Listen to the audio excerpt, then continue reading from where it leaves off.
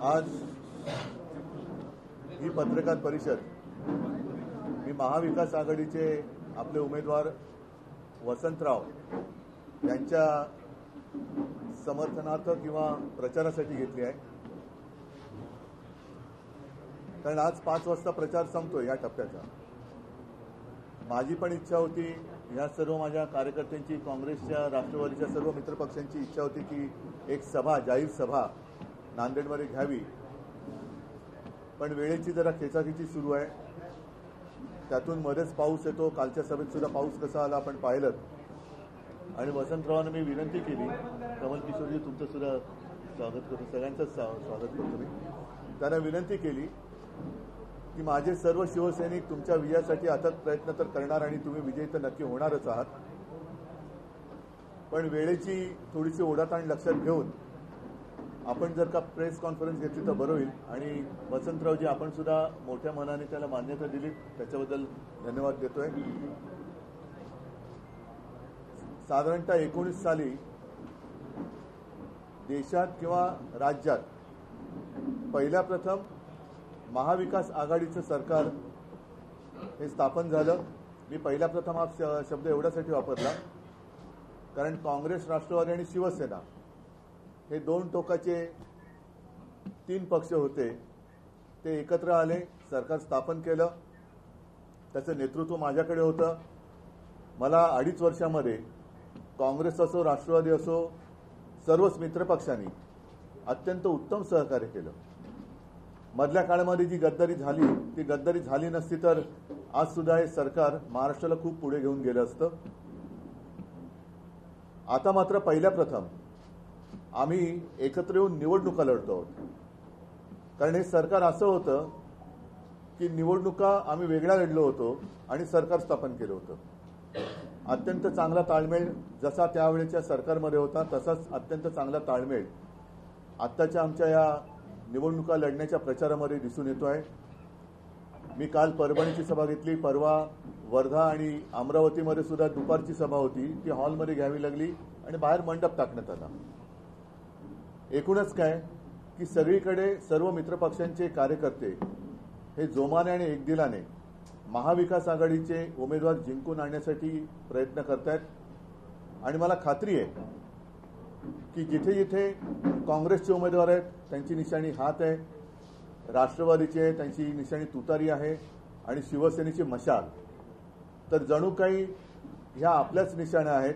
अशा पद्धतीने सर्व मित्रपक्षांचे कार्यकर्ते हे अत्यंत प्रामाणिकपणे त्या मतदारसंघात काम करतात आणि एवढी एकजूट, एवढी एक जिन्सीपणा आल्यानंतर विजय हा निश्चित असतो।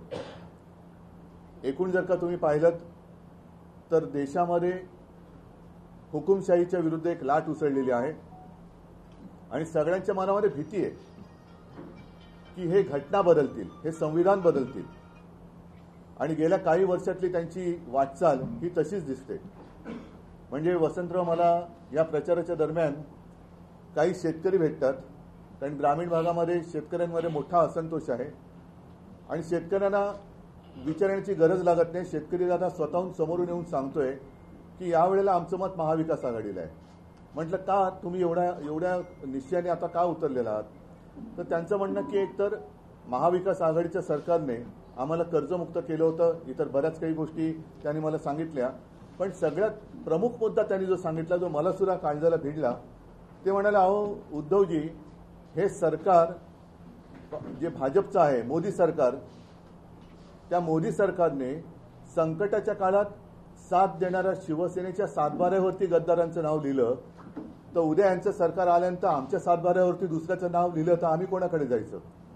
म्हणजे आता त्यांना ही भीती वाटायला लागले की ज्या मोदीजींनी इथूनच नांदेडमध्ये आले होते का आणखीन कुठे शिवसेनेला नकली सेना म्हटलं, मग ते बोलले तुमच्या नावावरचा सातबारा, त्या सातबाऱ्यावरती खाडाखोड करून निवडणूक आयोगाच्या माध्यमातून यांनी सातबाऱ्यावरचं नाव बदललं, उद्या आमचा सातबारा खोडला आणि त्याच्यावरती दुसरं उपऱ्यांचं नाव लिहिलं तर आम्ही काय करणार? म्हणजे हा आता सातबारा बदलण्याचा एक जो धोका आहे हा शेतकऱ्याच्या लक्षात आलेला आहे। म्हणजे तुमच्या ते म्हणाले की तुम्ही एवढे सहकारी कठीण काळामध्ये तुम्ही त्यांच्या सोबत राहिला आणि तुमचे वागले असतील आणि वागत असतील आणि तुम्हाला आता नकली म्हणत असतील तर उद्या आम्हाला हे नकली शेतकरी म्हणतील।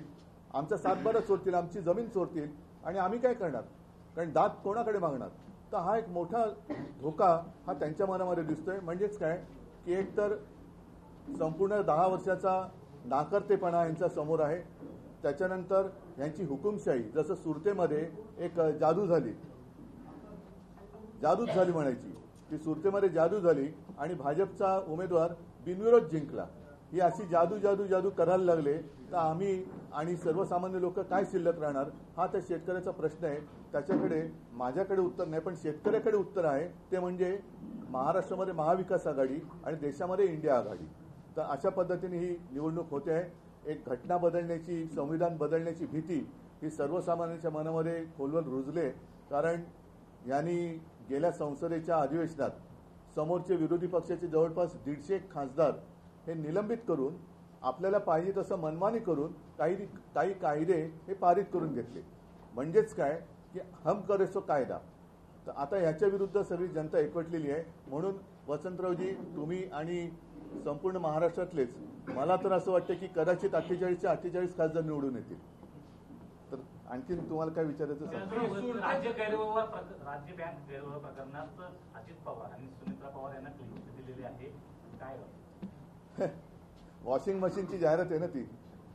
त्यामुळे एकीकडे तुमची सुरक्षा व्यवस्था जी आहे ती कमी करण्यात आली, परंतु आता पार्थ पवार यांना मात्र Y+ दर्जाची. मला कळलं रॉकेट लॉन्चर, रणगाडे वगैरे वगैरे काय काय देतात त्यांना. आणि हेच झालेले त्यांचे सगळे जे काही त्यांच्या आजूबाजूला असलेले गद्दार लोक आहेत, अगदी साधे म्हणजे कोणाचं मी कामामुळे त्यांना मी कोणाला कमी लेखत नाही, पण अगदी घरामध्ये काम करणाऱ्यांना सुद्धा Z+Y+Y झेड ही काही दिले. आणि बाकी सुरक्षा, सर्वसामान्यांची सुरक्षा ही वाऱ्यावर पडलेली आहे. महिला सुरक्षित नाही आहेत. अगदी सलमान खानच्या घरासमोर सुद्धा गोळीबार होतोय. त्यांचाच एक आमदार गणपत गायकवाड, त्यांच्याच पक्षात कोणी ऐकत नाही म्हणून तो उद्विग्नतेने पोलीस स्टेशनमध्ये गोळीबार करतोय. तर सुरक्षा वाऱ्यावर पडलेली आहे. सर्वसामान्यांची सुरक्षा वाऱ्यावर आहे आणि यांच्यासोबतचे गद्दार आहेत त्यांना मात्र ते कडेकोट बंदोबस्तात ठेवत आहेत. आता त्या सुरक्षेचा खर्च कोण करतंय हा एक प्रश्न आहे. म्हणजे सर्वसामान्य माणूस ज्याची सुरक्षा तुम्ही उघड्यावर टाकले त्याच्याकडनं कर घेऊन तुम्ही गद्दारांची सुरक्षा करतात. लोकसभा निवडणूक बिनशर्त होते आहे. लोकशाही हुकुमशाहीकडे जाते का? जसं आपण उल्लेख केला सुरतमध्ये जी परिस्थिती झाली, नक्कीच जाते. आणि सुरत हे काय केंद्र मला कळत नाही. गद्दार पण पहिले सुरत त्यांना सुरक्षित का वाटली? ज्या आमच्या छत्रपती शिवाजी महाराजांनी सुरत लुटली होती ती सुरत महाराष्ट्र का लुटते?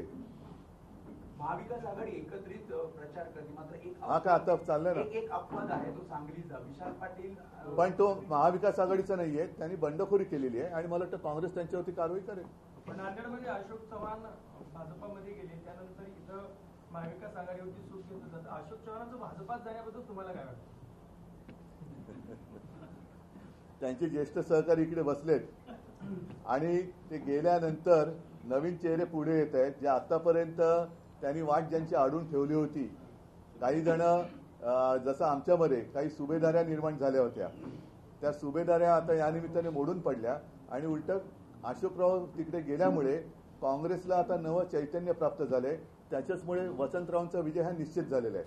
कारण शेवटी असं आहे की हे मोठी झालेली किंवा मोठी केलेली लोक गद्दार झाली तरी जनता गद्दार होत नाही.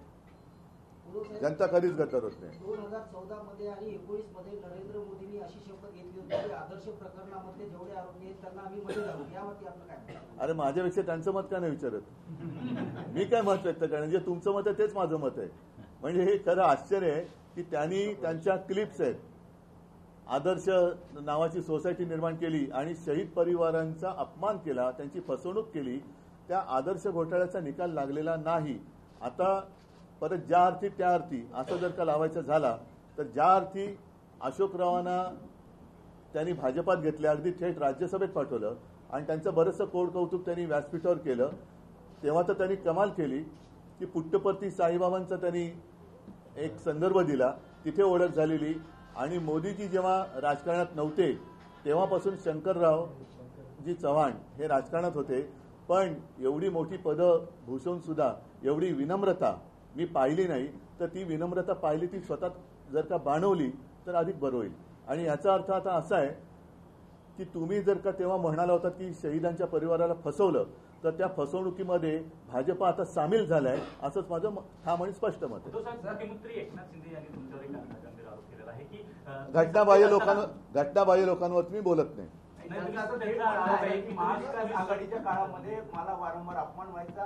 महाविकास आघाडीतले मी घटनाबाह्य लोकांवरती मी बोलत नाही. त्यांना जसं सकाळी स्क्रिप्ट येतं ते कणून बोलतात, आणि कणून असं जे बोलतात ते कणून म्हणजे कुंतत बोलत असतात ते. भाजप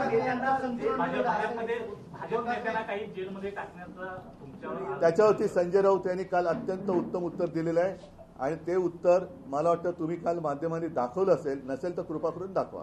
उद्धव ठाकरे यांचे संतुलन बिघडले असे मुख्यमंत्री म्हणाले. हा? उद्धव ठाकरे यांचे संतुलन बिघडले असे मुख्यमंत्री म्हणाले. मी घटनाबाह्य लोकांवरती बोलत नाही, आणि लोक त्यांना काय म्हणतायत हे जनतेत गेल्यावरती त्यांना कळतंय. महाआघाडीच्या किती जागा येतील महाराष्ट्रात? 48. आम्ही सगळ्या जागा लढवतोय, आणि सगळ्या जागा जिंकण्याच्या ईर्षेने आणि जिद्दीने लढवतोय. आणि एकूण जो असंतोष लोकांमध्ये पाहिला, आणि लोकांच्या मनामध्ये जी भीती, मी पुन्हा सांगतो, शिवसेनेच्या सातबाऱ्यावरती त्यांनी गद्दारांचं नाव लिहिलं, तसंच शेतकऱ्याच्या सातबाऱ्यावरती दुसरं कोणाचंही ते नाव लिहू शकतील, ही भीती आता शेतकऱ्याच्या मनामध्ये भरलेली आहे. एक तर शेतकऱ्याला तुम्ही काही दिलेलं नाही आहात, त्याला हमीभाव देत नाही, त्याला पीक विमा देत नाही, हे सगळे प्रश्न आहेत. पण उद्या आपली जमीन सुद्धा हे लुटतील, आणि सातबाऱ्यावरती भलत्याचं कोणाचं नाव लिहितील, ही भीती आता शेतकऱ्याच्या मनात आहे. ठीक आहे. मी परत एकदा ज्या कामासाठी मूळ आलो होतो ते म्हणजे वसंतरावांसाठी, आणि मी तमाम नांदेडकरांना हात जोडून विनंती करतोय की यावेळेला जरा मी आपली माफी मागतो, कारण प्रचाराच्या सभेला मी येऊ शकलो नाही. मात्र जसं तरुणाच्या काळामध्ये मी फेसबुक लाईव्ह करत होतो, ज्याच्यावरनं माझ्यावरती टीका झाली, हरकत नाही, पण महाराष्ट्रातल्या जनतेने मला साथ दिली होती, तसंच आज चॅनलच्या माध्यमातून मी तमाम नांदेडच्या जनतेला सांगत आहे की आपल्यावरती येणारे हे हुकुमशाहीचं संकट आणि तुमच्याशी झालेली गद्दारी याचा सूड उगवण्यासाठी महाविकास आघाडीचे वसंतराव चव्हाण यांना समोरच्याचा डिपॉझिट जप्त करून नांदेडमध्ये झालेला चिखल तुम्ही धुवून टाकाल, ही मला खात्री आहे. सगळ्यांना धन्यवाद देतो.